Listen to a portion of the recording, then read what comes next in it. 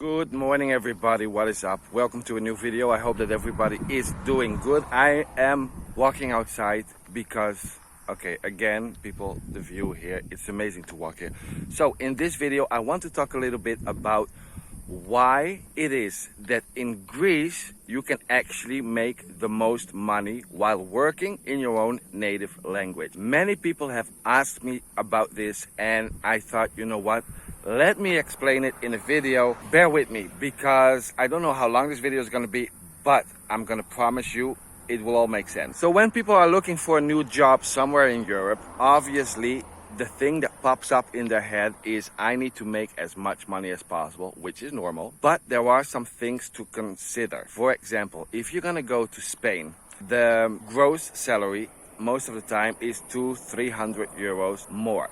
But mind that I'm saying gross salary. Now, if you have the gross salary more, let's say the 300 euro, but your rent is going to be 300 or 400 net more, it means that at the end of the month, you will actually earn less money. So whenever you're looking for a job within Europe where you can work in your own native language and you want to make the most money, you need to go for a job that provides a good salary, but also is in a country where the cost of living is as low as possible. I actually have jobs here in Greece that pay almost exactly the same amount of some other jobs that are in Barcelona, Madrid, Portugal, but due to the cost of living here in Greece is so low that with the amount that you have left after you paid everything, you can do double, even triple the amount than you could do with the money that you have left if you would be in Spain, for example.